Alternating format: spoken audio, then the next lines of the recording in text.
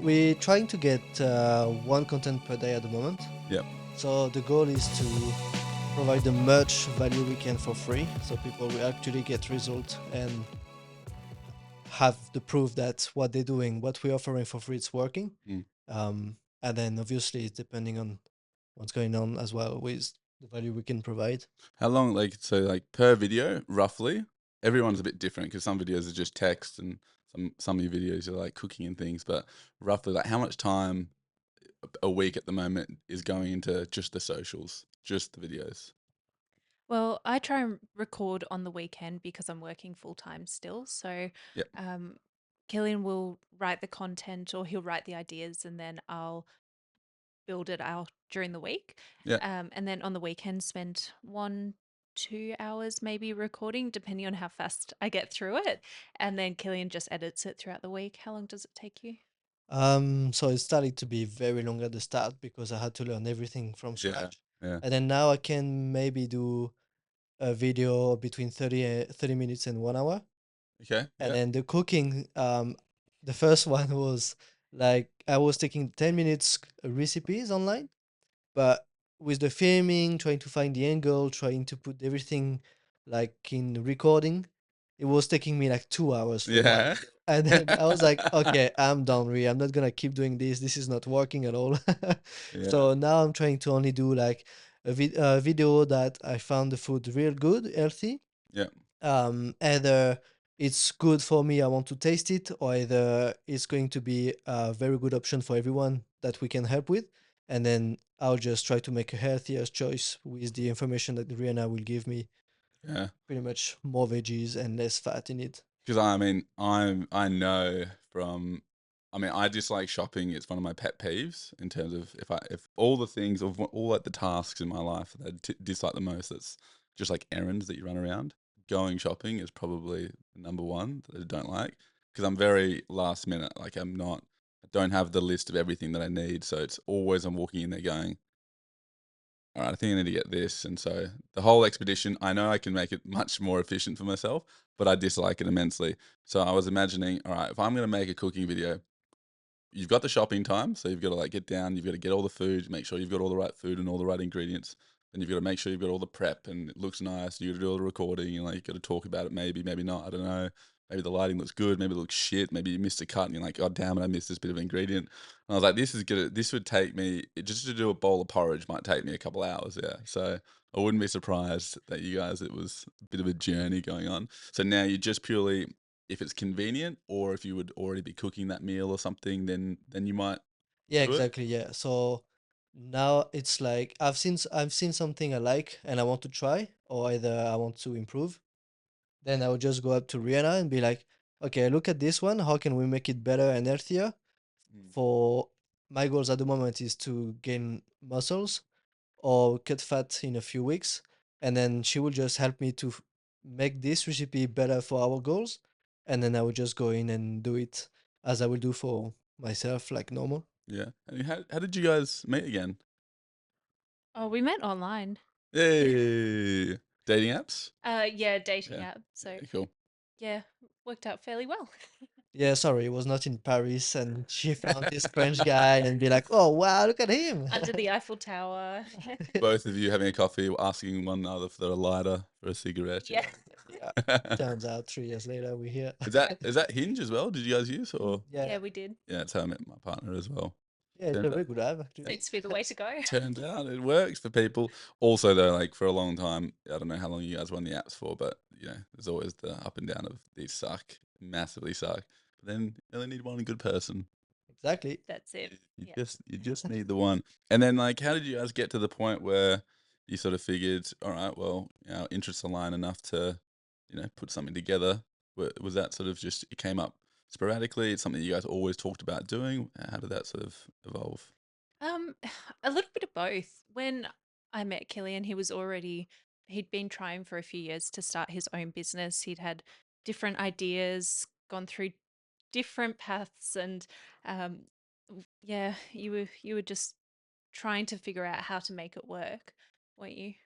Yeah, it's basically have been a few years since I left France that I was trying to live by myself online with creating my own revenues to be Mm, independent. And then when I met Rhianna, I was at a point where I was starting to get result, to get clients, but I didn't feel aligned with what I was doing anymore. And then the fact that Rhianna was doing the nutrition course on top of the scientific exercise. Although I wasn't doing that when we met. Oh no, but I mean on the way. Yeah, yeah. That's where it all kind of show up. Like as in, I was not aligned in what I was trying to do, Mm. and then she was doing something that was very helpful into her career, and then in the end, it just worked out by itself. Then we sat down once and we like, why are we not sticking my Right. skills and your skills and making something together? Mm. Yeah. No, it Almost worked like a quite well. partnership. And Yeah. Looks like that. that's it, yeah. So I started doing the nutrition course. I went to India and actually met a Oh, wow. Australian nutritionist there, and she told me about the nutrition course she'd done. And I'd wanted to go and do dietetics in uni, but I Mm. didn't want to be put back here, so I continued with my sports science degree. But it was something I'd always thought of. I just hadn't want to spend the extra time on it. Mm. And then yeah, this nutritionist told me a little bit more about what she did, the course that she did to get accredited, etc. And so I came back and I started doing it. And towards the end of it, I was thinking, oh, I'd like to kind of start my own nutrition business, but I've got the practical skills, but I don't like using social media Mm. or responding to people online or anything like that. Whereas Killian's really good at that. And so I think one day you just sat down and you were like, yeah, so we're going to do this together. I was like, okay, cool. Makes it Yeah, easy. that And works. so yeah, it just kind of all fell into place, which was good. We've similar to Alex and Layla actually, we've split it up quite a lot. So Killian's a lot more the marketing side, and then I'm really just focused on building the business on the inside, doing all of the policies, procedures, all of the legalities as well that we need to do, and then obviously working with the clients. So yeah, we've split it up quite well, I think. So how's it any so I mean I've never started a business with a partner or attempted to. So is there a weird mix between business mode versus relationship mode, or does it sort of just feel like the same sort of position between you two? Most of the time it works out well. Sometimes I'll sit there and be like, stop being my business partner and stop being my partner. Yeah, But I'm most the of the one time who it's mix good. it sometimes as well. Yeah, I think sometimes we both do, but for the most part, because we have common interests as well and it aligns with the business. So for the most part, it works out. There's just every once in a while, we'll have to remind each other, I don't need you to be my business partner now. Look at it from my point of view. Yeah. Yeah. Um, sorry, I'm just messing around with this at the moment. Occasionally, the touch screen just goes bonkers on me. But for you guys, do you want to give me a little bit of like background, I guess, as to what you've done in the past? So you've sort of already alluded to the fact that Killian, you've tried to start a few businesses online, so you were sort of messing around in that space beforehand. Obviously from France as well, and then for yourself, Rhianna, like a little bit of your background as well. You've already mentioned sports science, but just to get a little bit of a sense of where you guys are at. You wanna go? Yeah, sure. Yeah, as I said, I've got my background in sports science, so I went and I studied that at uni. I did a couple of other things as well, but I've got a couple of diplomas, etc. But sports science was the main one that I did my bachelor's in. Once I finished uni, then I worked for about a year and a half at a couple of gyms under the same company, an exercise physiology company. But moving around different gyms, and so I did a little bit of PT there, did exercise classes, etc. And the goal there for me was really to get a little bit more knowledge in how to coach people as well. I did also do my ASCA, so my level one in coaching, Mm. in strength and conditioning. ASCA, so that stands for just some version of strength and conditioning. Yeah, so it's one of the main accreditation bodies that you Okay. can do for strength and conditioning. So I worked primarily with athletes or recreational or competitive athletes in football. And then after about a year and a half, I thought, okay, that's probably enough of this. So I'm sick of this now. yeah. So we had a bit of a break. I went traveling quite a bit and then came back and did my nutrition course. And now I work with people with arthritis and osteoporosis. So quite Right. different to what we're doing in the business online, but it's got a much greater admin component and it's a small business. So I learn quite a lot of how the business runs, which is really Yeah. great. Yeah, so always had an interest in nutrition and exercise, but it was only the last couple of years that I really started moving in the direction that I want to go. So with clients, for instance, you're saying beforehand, social media, it's very few people's enjoyment in life to be trying to mess around in that space. But in terms of the person to person, so do you enjoy the sort of interaction between person to person? I love that. Absolutely. If we could do it in person, then I would be very happy to. But of Sure. course, it's much smaller. If you just do it in person, we want Mm, to reach a lot of people who live around the world. But yes, I absolutely love the face to face, and I love doing the more practical side of things as well. So, educating them about what works best for them, and yeah, giving them recommendations, all of that kind of thing. I much prefer working face to face. If it's just sitting doing emails or recording content all day, then I definitely don't enjoy that as much. preach. Yeah. Yeah. I can very much appreciate that stance as well. So Mm. then, yeah, a little bit about yourself, Killian. Yeah, so my journey started in 2019 when I left France, and it was at a point where I needed to turn the page or open a new book in my life. And then I decided to leave with all my little saving I had, went to Bali, fell into bankruptcies at the project I tried to do. And then I found myself in Australia rebuilding for like 2 years and a half, came back to France, took a break to breathe in and have a step back on the journey I've been through. Mm, And then when I decided to come back in Australia, I was very determined to find a sponsorship or live here in Australia. Turns out a month later, I met Rhianna, and then our life in 1 year just turned around because she had project, I had project, and then we just kind of aligned each other. And so, yeah, I've been trying different things online, and then I think even though I didn't have the result at the time with what I wished, then it's just making sense that I'm using all of this mm. that I've done for now, our partnership business. So I think it's kind of the journey, of the trying, and Yeah. then pop it pops on. So yeah, It's a hard one, that isn't it? Because you put all this time and effort into something with the goal of it becoming a success, ideally, of course. And if it doesn't reach that, there's always the question of, have I wasted my time? There's this, how could I have gone down the wrong avenue? What am I doing wrong? And then, yeah, ultimately, you just don't know what's going to happen in the future to almost justify the yeah, past and the work that you've been putting in. yeah, It's very rare. I can't. I struggle to imagine a situation in which if you tried to do something or build something that you would look back and go, I really regret that. Even with failure, you don't really. I can't imagine that you look back and say, I wasted my time there. Because you just learn so much, yeah. particularly with the failures as well. Well, I think it came with time because obviously when you are in it and you take the slaps, the one after the other one, the Yeah, other one, the yeah. other one, it's a very long one. It's a very long journey to just keep walking. And then, yeah, I'm very glad in the end that I've been through all these, let's say, experiences because now I'm aligned with myself, I'm aligned with Rihanna, and then we're going to build something amazing. So, Yeah. So, what are you guys trying to build? What is Elevate Fitness and Nutrition trying to achieve? Yeah. Um, Well, overall, it's a health health business. So we're focusing primarily on fitness and nutrition, as that's my background. We do also try and focus on more of the intangibles as well. So a little bit more on the mental side, building resilience, that kind of thing, as it all ties in together. But um, primarily, it's about getting people from where they currently are to where they feel they're healthiest, they're strongest, Hmm. and also educating them along the way. So it's not just meant to be something where they do this program and then 2 years later they're back to where they started. It's they learn the skills of what they need to do, why things haven't worked for them so far, and how they can maintain these results.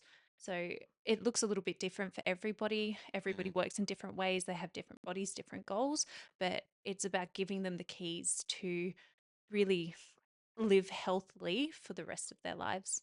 yeah. What? There you go. It's kind of like creating like we have a very ultra approach into everyone is different, everyone has different goals, everyone needs or wants different things, aka food or exercising, and then we're providing everything they need to build up a long-term result. So it's not like you said like 2 months and then we're off. It's more like implementing, educating people. So then once they want to go by themselves, they know exactly what to do to get what they want. So with the health industry, I mean, particularly being in it, you guys, the more that you're in something, the more that it seems like a completely saturated thing because everything that you see coming into you is a lot of health based stuff. And so you kind of recognize, how many people are doing it. And then other people that are not looking at health and nutrition see none of it and have no idea how big the industry is. From your side, does it feel like a saturated or difficult market to sort of build in? Do you have a sense that there's something that you're doing different, or is it just you've got a goal, you're working into it, and who cares about how big I the feel market like, is? yeah, it was like this at the start when we start at looking the market and be like, where are we going to position ourselves? Mm, Because there's so much offer, especially in Australia. And then with the time and discussions, we found ourselves into the ultra personalized approach. And Rihanna will have like a one-to-one consultation every single week with our clients. And we try to have coaches. Rihanna has now a coach as well. And none of the people we contacted has this like very specific approach. mhm, And so I think it's our positioning now, positionment is pretty much taking you by the end, educating you. It's not just we're gonna give you the fish. We're gonna teach you how to mhm. fish actually.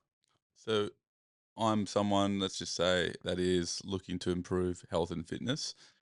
Are you typically looking for someone in particular, like someone that goes, "Oh, I'd just like to lose a couple kilograms," or are you looking for someone that goes, "I'm like 20 kilograms overweight and I really need to turn my life around"? Are you sort of more the people that are looking to fine tune? Is it more the people that are like in desperate need of a turnaround? Is it somewhere between? To be honest, I like working with both types of people. I think that there's a big spectrum, but I love working with people who are new to it, and we can do so much with so little. And we just need to change a couple of things, and that's already so big improvements that they see. But um, I think for both of us, we both are. Fairly good at nutrition and exercise. We've both been on our own journeys for quite a while. The kind of clients that we would tend to attract would more be those ones that they've tried by themselves. They've probably Mhm, gotten some results, but then they've hit a roadblock and they don't know how to move forward. So, a lot of people that would come to us would be more for the body recomposition. You kind of you I think you attract the kind of clients who have they feel as though they have something similar to you. They can mhm, see something that they have or that they want in one of us, and so, just from the nature of that, it will be a little bit more geared towards the kind of people who have a little bit to lose, have some muscle to mhm. gain, but they just don't know exactly where to go. So am I coming in with, again, some information about health and fitness? Am I someone that really has no idea at all, or again, it's a little bit of a mixed bag there? It can be mixed. It can be like you don't know at all where to start or what to do. And it can also be like you started, you had some result. Like I'm kind of the first client we had because I was doing yo-yo before I met Rihanna. Then she kind of, without intentions, put me into more healthy nutrition lifestyle. And then at the start of the year, when I came to see you to actually Mhm, recover from an injury because I was pushing my body in the wrong direction, I gave my body to Rihanna, being like, okay, you know what? You're gonna try everything you know on me. And it's more like also someone that just wants to break through the mhm, glass wall that's limiting people by lack of knowledge or just wanted to do something but don't know where to switch some buttons mhm. on the lines. Yeah, sometimes you really do. Just like I mean, physio is one of those professions where I would tell most people leave an injury for a week or two. Like if you got a bit of a soreness, you don't need to rush into hospital or to a physio. Or for the most part, the body's pretty decent at handling itself and recovering.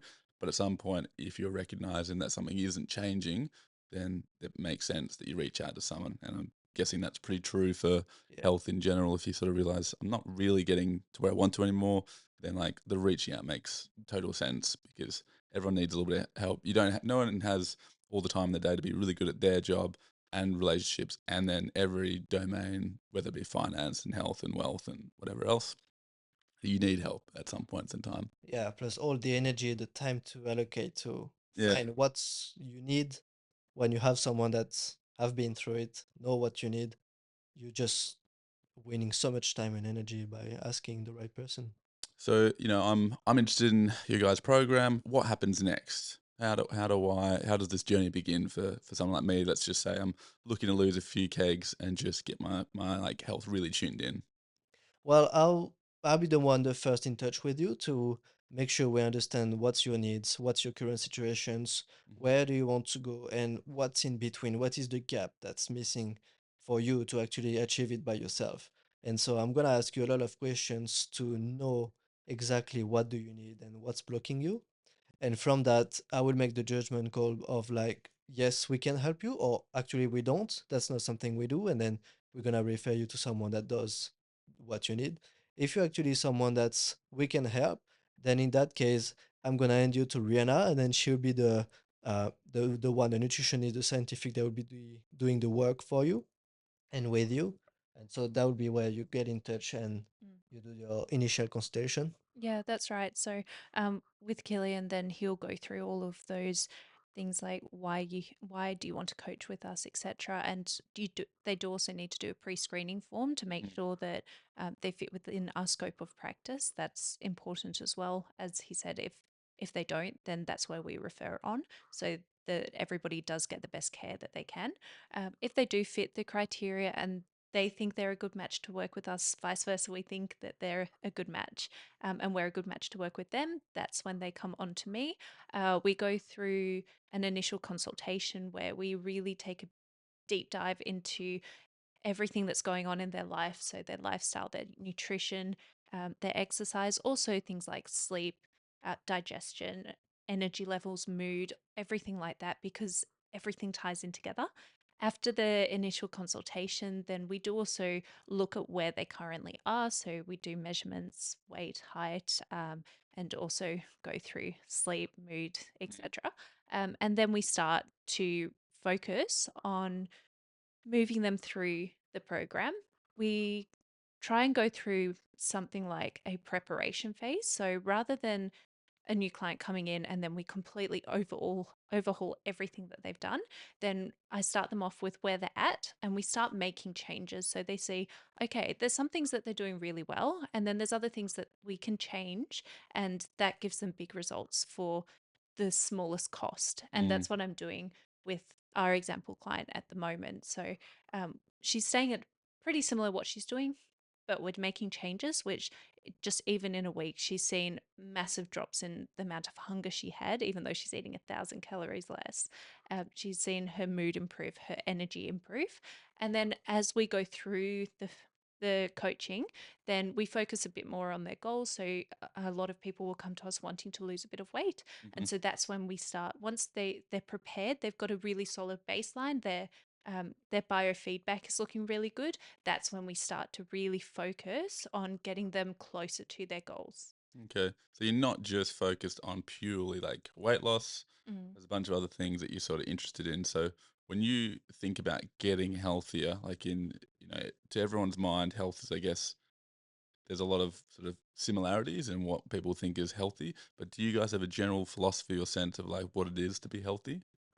Well, health is multifactorial. There's so many different things that come into it. So health isn't just physical, that's just one component of it. There's another four. So we also focus on the mental, we focus on the emotional, the social, the spiritual. It all ties in together. And if you're missing any part of it, then overall you're not going to feel at your best. So a lot of people just focus on, oh, if I just lose these 5 kilos, I'm going to be happier, I'm going to be Mm. healthier. And they don't think about the long term effects. I've got a receptionist I listen to every day at work saying, oh, I just need to lose these 5 kilos. But what about the other 20 times over the past 10 years she said that?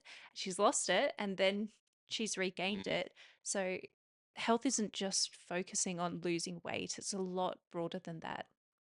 It's the classic of, focus on the process and enjoying the process and how the process improves rather than the end goal. Because the end goal you can get to in a number of ways, and that end goal, once you get to it, what then? Yeah. Is it game over? You reach the end, and so no more racing. You can just drop everything off, and you're all right. You've hit it. and naturally then you fall off and you're Yeah. back to where you started. That's why people gain back the weight they lost because they achieved their goals and now they feel like, oh, now I'm free because I lost my kilos and I'm gonna I'm gonna eat whatever I want, but it doesn't work like that. Is that one of the hardest things to, when you're speaking with people about their goals, how do you try and do you try and massage or orient them back towards, like, great, absolutely, we want to lose the weight, but if that's the only focus, we'll really miss the value. Like, how do you guys try and approach that? I think it's more like a holistic approach, as in you want to lose those weight. That's great. That's gonna give you a better body if you think that way. But what's the impact into your life? How do you feel about it? Why do you want to lose those 5 kilos? Because maybe it's just that you're watching all these ladies on Instagram or men's on Instagram, and then you want to feel like them.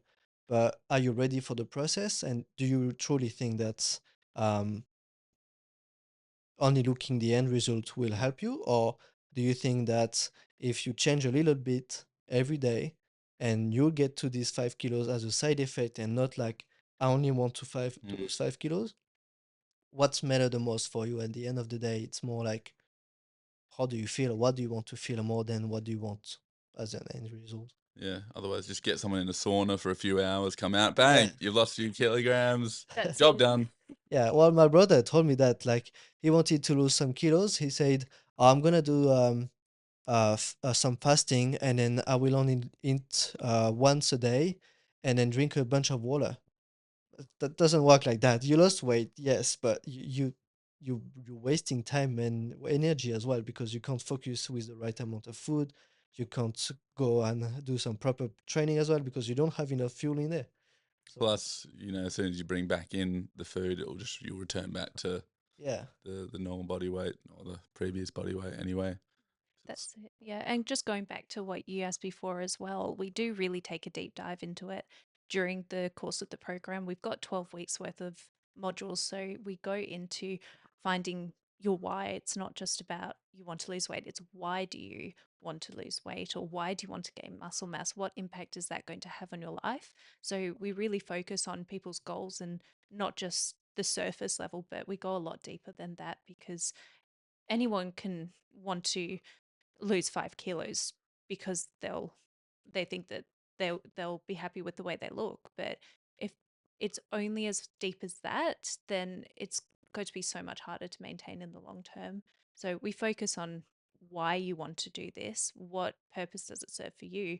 Like, for example, I work with a lot of people with arthritis, osteoporosis. I mm, see what they go through. Of course, I want to stay healthy because I know the benefits of it, etc. But I also don't want to have arthritis when I'm 80 years old and not be able to walk around and enjoy my retirement, for mm. example. Like, it's got to go a bit deeper than that. And you've got to know why you're doing this in order to maintain it. Otherwise, you get to your goal and then you just bounce back afterwards. So, like, what are within all the things that you guys are currently doing?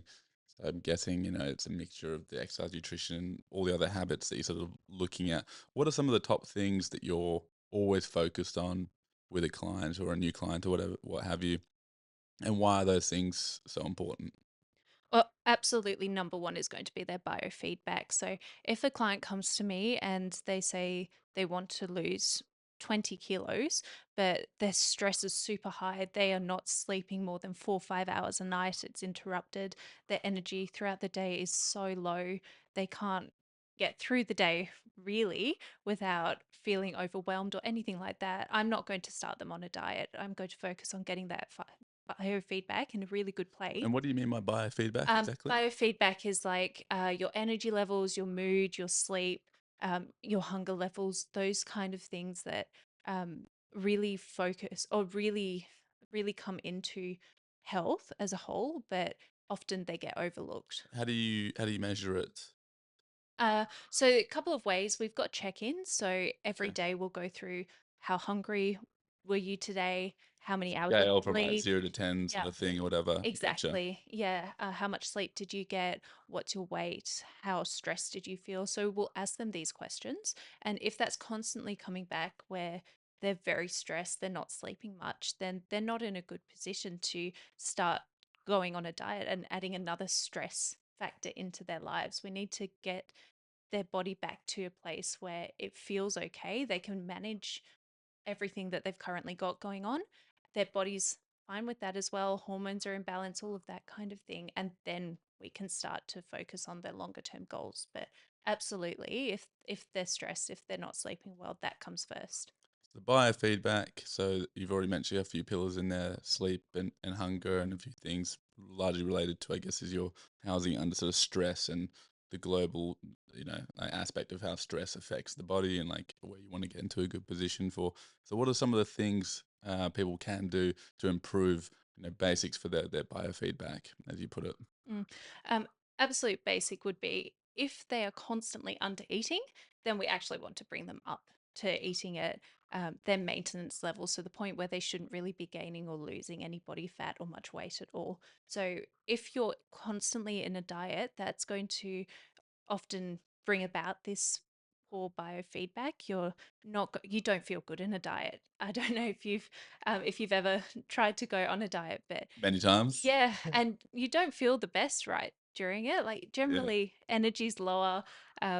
You're going to be thinking about food quite a bit. You're not going to get through the day as well as what you otherwise Mm. might. So, if somebody comes to us and they've been yo-yo dieting, so they've been on and off diets for a long time, generally their biofeedback's not going to be in the best place. So, to get them back to it, we're going to focus on sleep hygiene. So, really focusing on those things that you hear but you often don't do, like limit screens before bed, make sure your room's dark, cold. um, yeah, exactly, make sure you don't drink too much water just before you go to bed so you're not having to get up overnight. Mm. In terms of stress, a Not lot bad of with that one. factors come into that one. So if there's anything that we can control, then of course we're going to try and do that. Now, a lot of people, their stress comes from jobs from their family. So there's a limited amount that we can do to reduce that, perhaps, but we can also put in stress coping mechanisms. So instead of going and when you're feeling stressed, you sit down, watch TV, and eat a bag of chips, for example, then we try and draw the focus away from food. So, what is going to make you feel better? Is it going to be having a bath? Is it going to be going for a walk? Is it going to be talking to a friend, writing in a journal? We focus on it's going to be different for each person. For example, I hate writing in a journal. That's not going to work for me, but for Killian, that might. Um, Killian loves going for a bath, whereas I might prefer to go for a walk. I found a good hack for the journal writing one Yeah. as well. Just voice memos on your phone. You go for a walk and then you talk into your phone as like a voice journal. I Mm. found that one actually be quite helpful if you can't be bothered to sitting down because it still ends up sort of achieving something very similar. Have So you you got have you hack set one it one. back after What's that? that? Like later Yeah, on, have you listened to yeah. it? It depends what I'm trying to figure out. If it's just purely like event, then no. If it's like I'm trying to figure out some direction or something to do with business or whatever it is, it's me talking to myself, mostly 90% plus nonsense, Yeah. with then the occasional bit of like, oh no, that does make sense. All right, happy with that. And then I'll go back to be like, what did I talk about there? All right, yeah, cool, we're good. So it can be helpful, but also I think it's just useful. I've been letting people know that it's an option, just as like a stress reduction, Yeah, just having absolutely. like your own self venting, and because you tend to find your own solutions from, like if you're journal writing, I always found journal writing very helpful.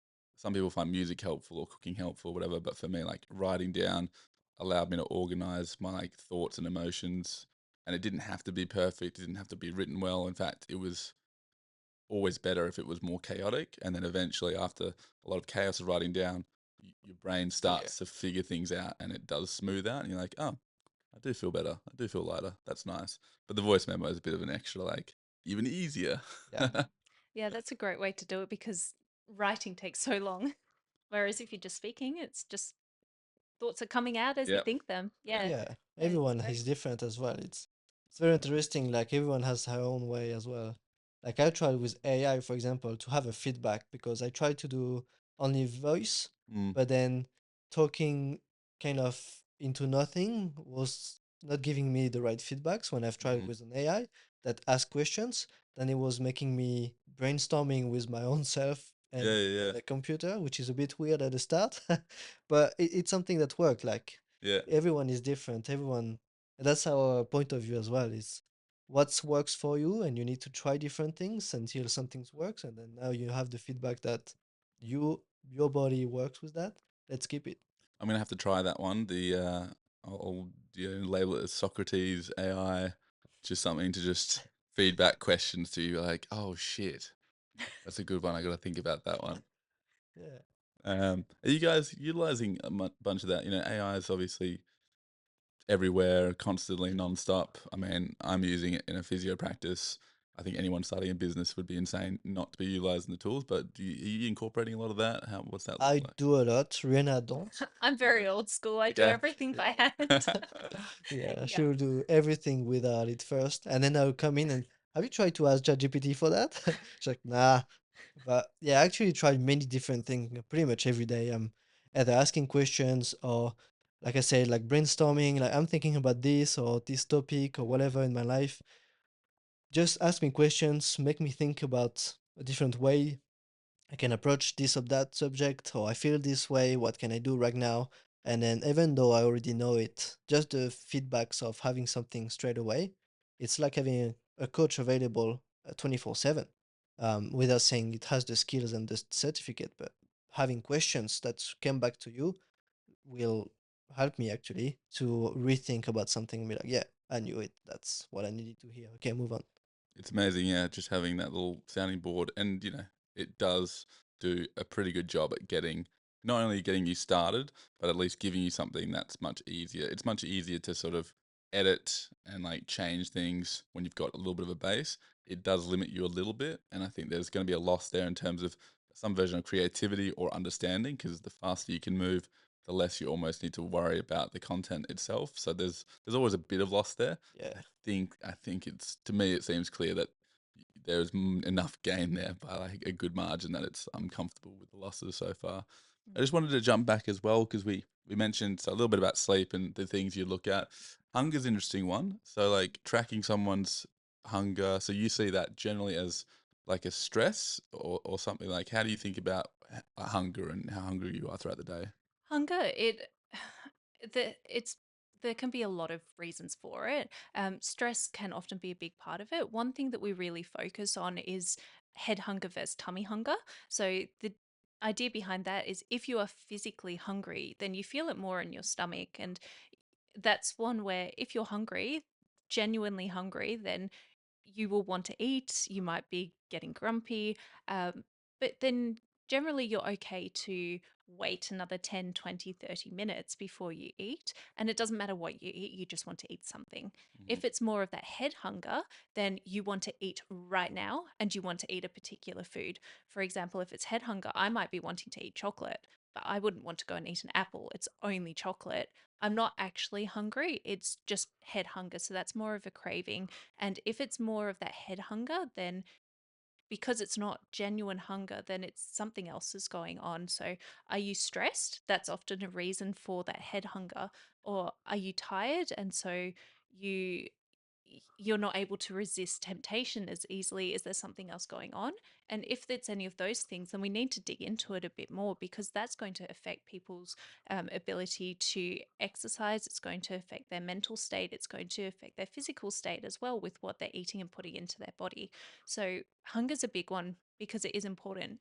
If it is more that physical hunger, then does that mean that they're not eating enough? Or are they overeating, but their choices are poor? So, again, we need to dive into that a little bit more. If someone's been in a diet for a while and then you see their hunger levels are increasing quite a lot, then that's often really good feedback that it's time for them to take a diet break. It's time to pull them out of the diet for a little bit because their biofeedback is starting to suffer. So, hunger's a big one to track because so much goes into it, and it's important to look at the reason why. I was gonna say, I'd never separated the hunger, the head and the stomach hunger. So is it just trying to recognize, throughout the day? Do you prompt someone to be like, look, every time you do feel hungry, try and recognize the difference between the two? Or how does someone try and think about editing their habits with that? It depends on the person. If someone comes to us and they've had an emotional relationship with food, so perhaps that means that in the past their weight has fluctuated quite a bit. When they're going through stressful periods, then they often turn to food. They might look at it as a source of comfort for them.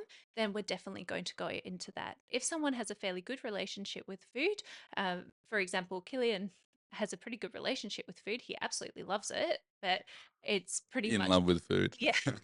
I'm a very picky Frenchy foodie. Exactly. Yeah. But he doesn't eat it emotionally. He eats it because he loves it and because he enjoys it. And so might not look at that as much. Generally, for someone like him, we would look more at the physical hunger because the head hunger isn't there as much. But for that person that I mentioned before, where they really do focus a lot on the head hunger, and that is a massive cause of why they are in this position that they're starting from, then we will go into that a little bit more. Maybe it's just being more mindful, whether it's sitting down, just focusing on your food, no distractions, so no watching TV or anything like that, or whether it's keeping a journal for a few days where every time they feel hungry, they write down what they're feeling, and they take a second to actually think about it, because it's for so many people it's not realizing that it's head hunger versus physical hunger, and then they go and eat even though they're not hungry, and then it's trying to break that emotional connection with food. Yeah, I was going to say, I'm guessing that would be a tough thing to do for even just recognizing it. I think would have to be helpful, right? As soon as you bring it into the conscious part of your brain to go, wait a second, yeah, stomach V, head hunger. All right, which one is it? Okay, and then if it is head hunger, uh, why am I having this trigger? What am I currently missing in life? What am I sort of searching for? Is there something else behind it? It's a lot of introspection that I think can be difficult for people at Mm. times. And so, but even at least just being made aware of it, you've got the option now to sort of, and I'm guessing people still fail.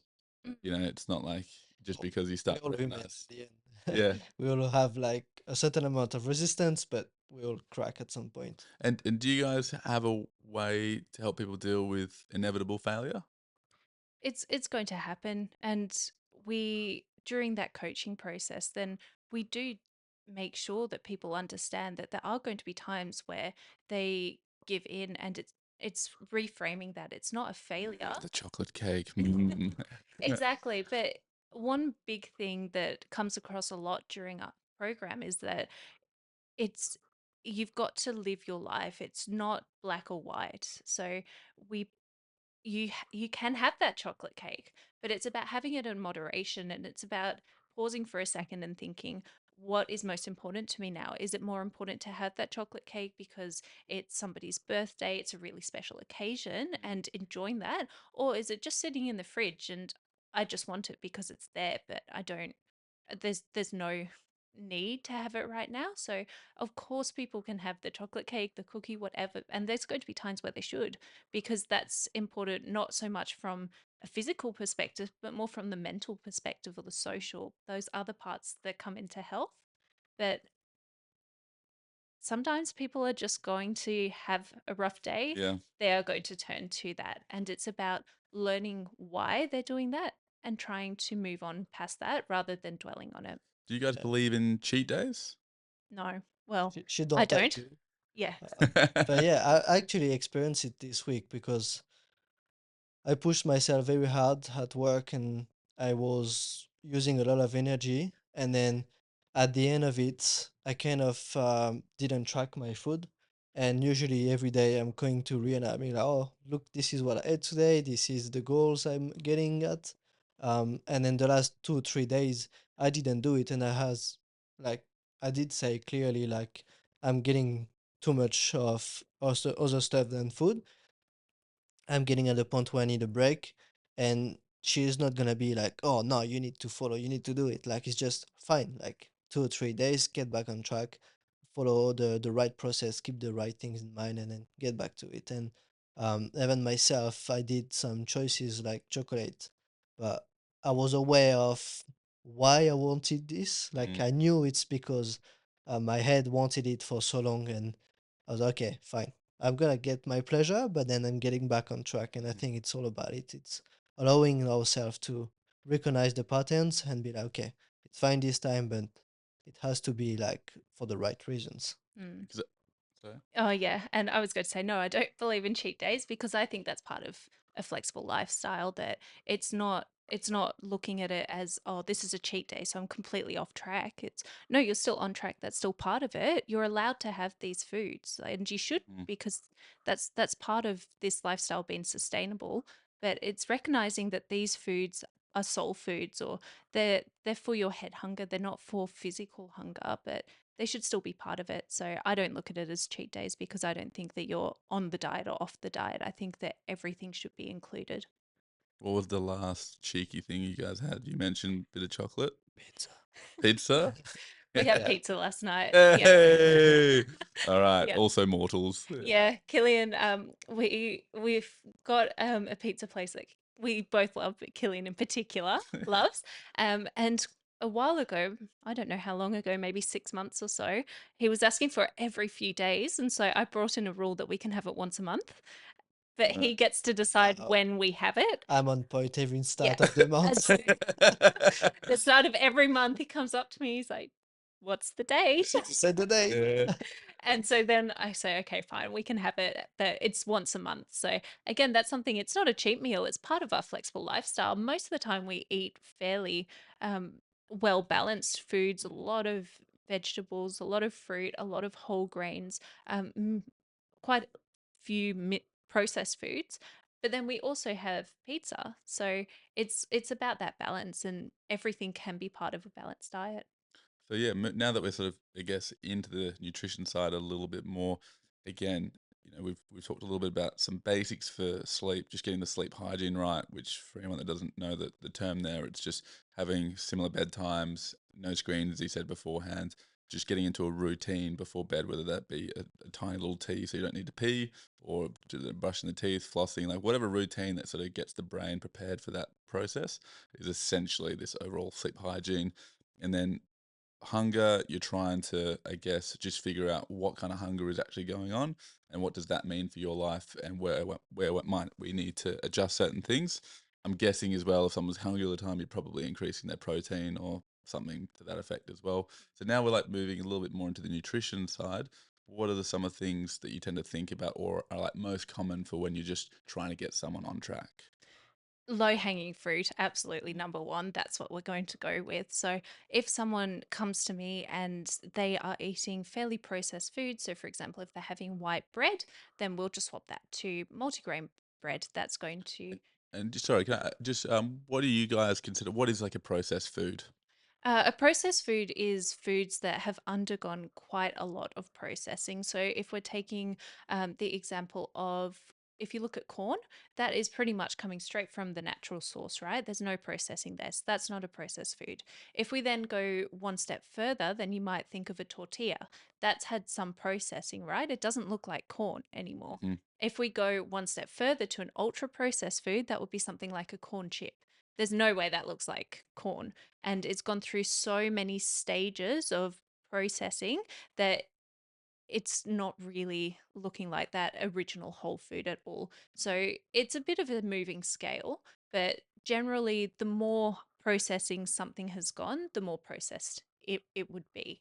So, ultra processed food, you can think of something like ice cream, um, where that doesn't really look like what it came from. It's undergone quite a lot of steps. But then, if you were to look at something like milk, that's not processed. So, yeah, Yeah. bit of a moving scale there. Yeah, it's pretty much what has added sugar, fat, salt, everything that's gonna provide you high shot of dopamine, which gonna make you I want more, I want more. The more it was engineered for people's pleasure, yeah, Yeah. yeah, for sure would increase and because the processed foods. Well, I know, sorry, more about like the nutrition or the science of nutrition is not only up for debate. It's hard to know what's left and right with the science of nutrition. I've rarely been able to give anyone good advice or what feels like good advice outside of I suspect that this is a general rule of thumb where the more processed the food is, the more unlikely it is to be healthy for you. That's like a general rule of thumb. That's about as much as I can give insight into nutrition. So if I'm coming to you and we're trying to get my health and generally on track, so you're saying limit generally like processed foods, and then what are you sort of trying to get people into? Are you looking at there's all these different types of diets that have been out there. Mediterranean diet is always sort of hailed as one of the better, just from a growing old population point of view. Do you think about diets as like it's these specific food groups that you have day in day out, or how do you think about diet for people, or just their food that they get? Mediterranean diet's pretty much the gold standard, but uh, in Australia, a lot of us don't follow a Mediterranean style of diet. So it's not about overhauling the person's diet. As I said earlier, we're focusing on where they are and then moving them in the right direction. So absolutely, we're going to be looking at fruit and vegetables and water. Mm. Those are going to be the basics that we need to include and try and increase, because 95% of Australians don't eat enough veggies, and it's only about half the amount of Australians that eat the right amount of fruit. So 5 serves of veg, 2 serves of fruit as a minimum, and they are so important from a health perspective for the amount of nutrients that they have.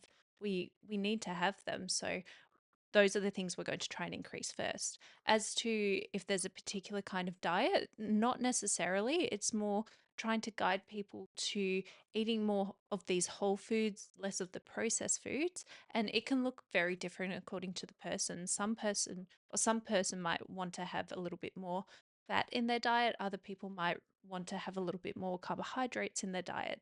So long as it's right for the person and it's not detrimental to health, then it can be quite flexible. Okay, so not necessarily this is what everyone's trying to have, and you're trying to be at this amount of deficit. So you really are. It's quite a tailored thing to the person and sort of what they're after from the nutrition side. So with the nutrition, what for you guys looks like, again, not for clients, but for you guys, what looks like an average day of eating in the life of the Elevate Fitness and Nutrition team? So as a background, before I met Rhianna, I cooked three veggies: capsicum, broccoli, and zucchini. And then after a couple of years now, it's very different. And it's again very small choices after the other one. So today, depending on my phase, so for example, at the moment I'm trying to build muscle, so I will have protein, carbs, and fibers as my main goals. And so I'll make sure that in the morning for me, I had a cheat code. It's crepe, so pancakes, because it's very dense in calories and I mean in carbs and calories, Mhm. and so that helps me to reach my goals easier. So I get this, and then at lunch, it's gonna be pretty much something we eat both the same plates, the same meals. I'm just gonna have more quantity, so it's always based with um, carbs and then protein, carbs, and then veggies. And so it can be anything. Like I love passata.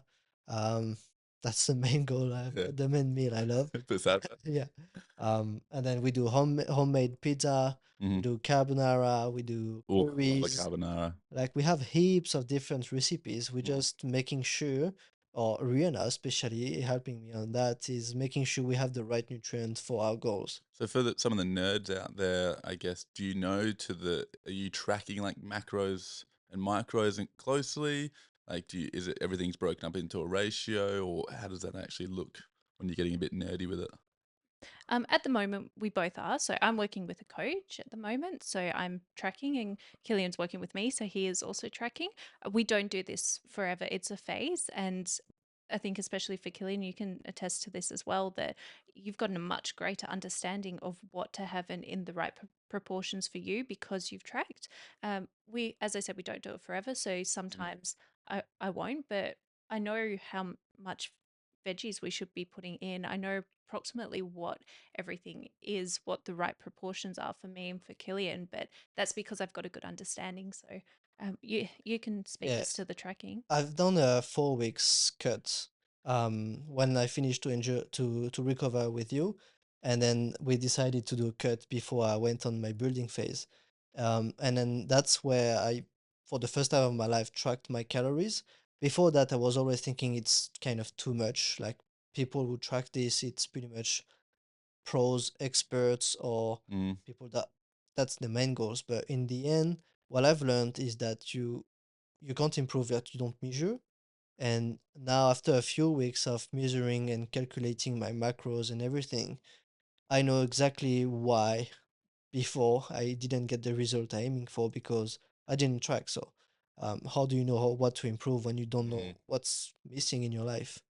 Um, And it's nice when it starts to become like when I was a lot younger, I was just naturally trying to figure out like what's good amount of food to eat and what's how much proteins in this, how much sugar and fats in this. And by no means was I any expert. But intuitively over time, as you're checking labels, as you're checking fruits and vegetables, and getting a basic sense of like how much calories here, protein, fats, sugars, and whatever here, you do sort of almost have this internal knowledge of, yeah, probably roughly this amount of this, roughly this amount of this. Now it might be off, but it feels like it comes from a place of much greater information. And as you improve at that as well, it doesn't have to be something you're thinking about. It's just like a kind of a natural phenom Yeah, where you're like, oh yeah, quarter an avocado, that's about right for me right now. And you kind of just, it slowly becomes like very normalized, like split sub decision that you can guess. I'm guessing that's where you're pretty well at the yeah, moment. exactly. And like for example, I'm gonna go on holidays for 3 weeks, and I'm not stressed at losing all the effort I've done for the last 6 weeks because now that my brain knows what's Mm. what, I know one day if I will be missing something or not, and so I'll be able to adjust my own food without having Rihanna behind me every single day. And so I think it's a very helpful journey to do for every single one to know Mm. what you're eating in a day, what and how to improve it. That's what we're doing as well with our clients. Is like small choices, and then by the end, you know what you need to achieve your goals. Mm. And if you've got a specific goal in mind, if you're actively working for something, then I think tracking can be a great tool because it just means that you're going to get to that goal faster. Yeah. You can probably get there without, but it's going to be a lot slower progress. So, especially if you're in a calorie deficit phase, if you're wanting to lose a little bit of body fat, why would you not track? Because you could get there within, say, if you've just got a little bit to lose, you could get there within 10 weeks or less. But if you're not tracking, that could be extended to double the length of time or more. So, tracking is definitely not for everybody. And no one should be tracking all the time unless they've got some really specific goals, like bodybuilders, for example. But I think that it can be a great tool for those Mm. times where you are working towards a goal and you want to get there faster. And I think a season of tracking to me makes sense. It's sort of when you're looking back at the idea of hunger and head versus stomach hunger. And so if you're recognizing, oh, this is head hunger, and then you're able to do a basic calculation of, well, how many cows is that and what am I getting to? Again, it's just another version of bringing it into consciousness. And now you're making a decision about what you're actually doing rather than just going off of a emotional whim. So I think anytime I've seen a friend go into tracking, they have improved dramatically in what they're putting into their bodies because you're now making decisions rather than ignoring your brain and just going like, all right, cookie it is. Yeah. Like, so we've talked a little bit about nutrition. The other part on your shirts, fitness. So what are you guys doing in the fitness side? What sort of stuff, again, would help me as someone that's looking to improve? Well, fitness, it we can break it into two main sections that we focus on. So we've got resistance training, which is lifting weights essentially, and then we've got the cardio side, which is getting your heart rate up. Now, for most people who are coming in, they're going to have some physique goal. That's going to be one of the big reasons that they're coming in. But a lot of people don't realize that if you are just going into a calorie deficit, if you're wanting to lose weight, then if you're not doing the right things training side of things, then you are unfortunately in a fairly good position to also lose some muscle mass. And so the effects of that, it means that you lose the weight. So everything that's your body consists of, that is your weight. So you lose weight, but you've lost some fat, you've also lost some muscle mass, which means that at the end, you're not going to look the way that you want, but your metabolism is also going to be in a worse place because muscle is a metabolically active tissue. So muscle burns calories to sustain itself every day. We want to keep that muscle as high as possible Mm. for the aesthetics, of course, and also just for the more long term health consequences.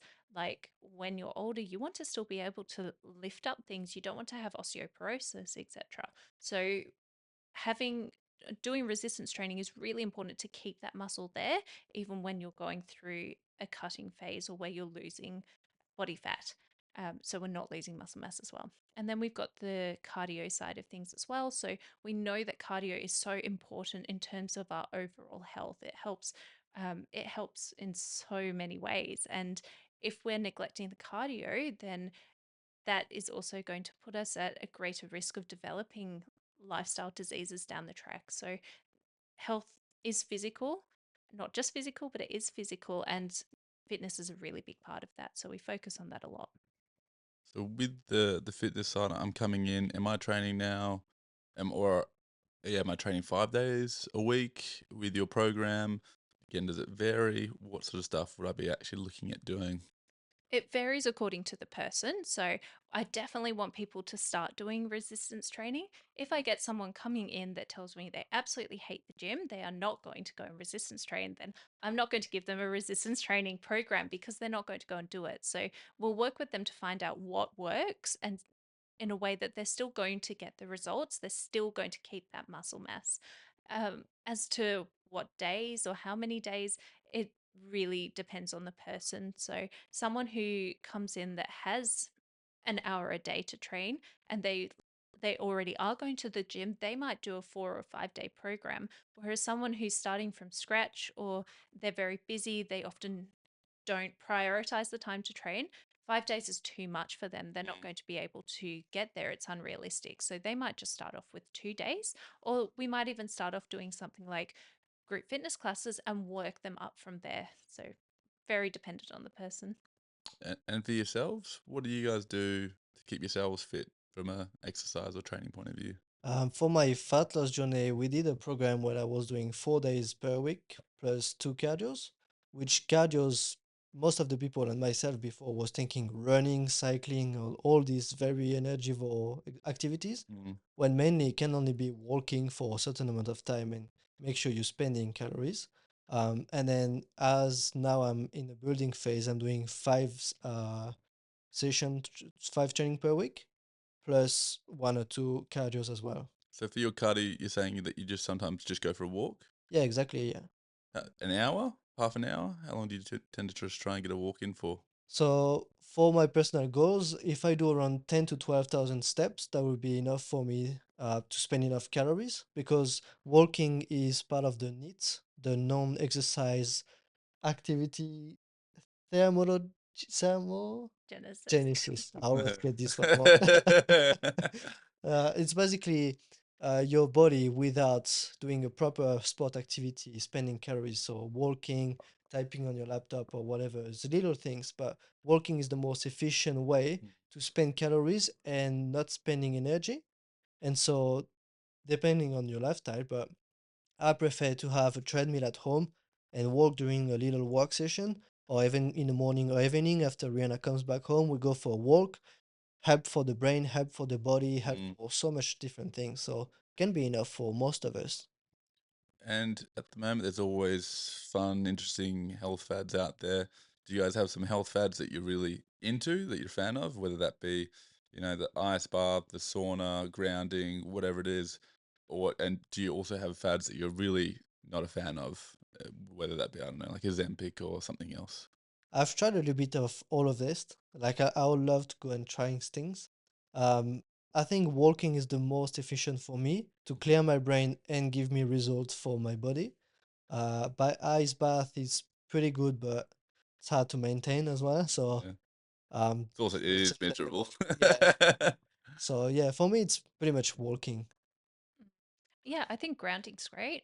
Um, I absolutely hate keto Okay. because Yeah. I think that a lot of the fads, in particular the fad diets, they have come from a study or they've come from something that has given results. Keto, for example, that came about because it was actually given as it was given to people with epilepsy to help them with um, with their symptoms, but people as a side effect, a lot of these people on that diet lost weight. That's not because it was what they were eating; it was because they were in a calorie deficit. But everybody else saw that, okay, if I go on keto, I'm going to lose weight. And so then they've taken that. And for some people, keto is okay. But for a lot of people, it's not suitable. For those active populations in particular, then carbs are your main source of energy. And so keto is just not appropriate for so many people because they are going through their day trying to be active, trying to train, and they just don't have the energy supply they need because they're not eating carbs. So that's one in particular that I think if it's for the right person, fine, but for the majority, it's not. That's one of the fads that I, I really don't like. Um, Ozempic is another one where for the right person, absolutely that's appropriate. But again, people have seen that others have gone on Ozempic and they've lost weight. And so even if they don't have any insulin resistance, which is the main reason that people should be taking Ozempic, then they're taking this and they're expecting those results. And I particularly don't like that because it's created a shortage a couple of years ago. So the people that actually needed it couldn't get it because everybody else was trying to take it as this wonder drug that would make you lose weight. And the sad part of going on diets is that if you want to lose weight, the way to do that is to be in a calorie deficit. And you can do that in a variety of ways. And going to make sure that your nutrition is on point and you're exercising, that's not fun for most people. They want a quick fix, but Mm. it's not sustainable. And that's the thing that we keep coming back to. Are you going to be able to maintain these results long term? If you go on Ozempic, for example, you're not going to be able to maintain that long term. You're just going to get the result, but you haven't changed the habits. Same thing with keto. You're just going to do this until you've got to the desired weight, and then you're going to go back to your old habits. So you haven't learned anything. So, yeah, I don't like a lot of the fads for that reason that you don't learn new habits. Yeah, I think you're right. I think the sustainability of something is very important. There might be, yeah, some people that can remain, whether it be vegan or carnivore or, some mixture in between. But for the most part, the extremes are very, very difficult for any person to maintain because of social pressures, of just personal desires, whatever else it might be. So the more that you can move towards something that feels like just a good, normal lifestyle to you with the occasional, piece here and there. Like if you're a mere mortal like me, that's always been a more approachable style of like just lifestyle living, right? I think you can learn a bit from trying certain things for a short period of time. I mean, I went through early 20s to mid 20s, like through a number of different varieties, whether it be intermittent fasting of having an eating window of 2 to 4 hours versus going on the keto for a little while versus being vegan for a while. So like going almost through the spectrum of different things, it does teach you things throughout, but ultimately one of the things that you learn is that you're always changing because you're never quite satisfied or you're not really finding the right mix. So there's a learning process there, but part of the learning is extremes are hard to maintain for a reason and probably not very likely to maintain for a long period of time. So from your guys, fitness and nutrition, when someone asks about you, because we're getting close to wrapping up about what's going on, but when someone asks about your business, like how do you guys actually describe what it is that you do as sort of a collective of what Elevate Fitness and Nutrition is trying to do for people? So we're mainly on social media at the moment, since Mhm. Instagram and a couple of other ones, but mainly here on Instagram. We're providing and giving all the secrets that most of the people here online will make it pay for. So we can provide results for free. So if you're actually following our content, get the tips and getting the information that you need for your personalized life, then you will be able to have results. And then if you want to go further, then we're gonna filter what you need, and then we're gonna move on into building a program for you with the ultra personalized approach, and then from that we're gonna provide actually a result to clients. And so to follow you, find you guys, where are you guys at the moment? So Instagram at Elevate Nutrition and Elevate Fitness and Nutrition on Instagram. And then we're doing everything online, so we can get anyone at any time, um, on the phone, emails, social media, whatever. And who did the branding designs? I did the logo actually Nice. at home. Kettlebell fan? Sorry. Are you a kettlebell fan? Actually, it's a very good one. Yeah, I think it's very useful for everything. No, it's good because we wanted something that had both a bit of fitness and nutrition Yeah, in there. And so Killian sat down and he made our logo in about an hour or so. He did it very quickly. yeah. I've tried a couple of ones and then wasn't happy because I'm a little bit too perfectionist sometimes. And then when I found this one, I made it, and she was okay. That's the one. Fine. Okay, cool. So yeah, here No, we are. I think it looks great. And are you guys, anything that you're excited for coming up? Anything that's soon to be launched, released, ready to go? Yeah, actually, by May, we're gonna have two workshops that we're gonna release for free. So we want to teach people how to build their own science-based program and science-based nutrition plan. So for free, we're gonna have a workshop online that teach people how they can create their own stuff without having to pay for a coach or anyone else. So that would be something very exciting that we're gonna record soon and release online. So that would be a very big tool as well because maybe 99% of people will make it paid for. Yeah, cool. All right. And we've just launched as well. We've just started our 12-week program, so that's all up and ready to go. We're just starting off getting clients. 12-week program. Very cool, guys. Anything else that you'd like to add before we wrap it up? Oh, thanks for inviting us. That was a very good hour to spend with you. Thank you. No, it's very good, guys. Looking forward to seeing what happens. Fairly new, but I think it's going to go far from what I've seen so far. So looking forward to it, and I'm sure we'll chat again in the future. Sounds great. Cheers, guys. Thank Thank you. you again. Good. Yay.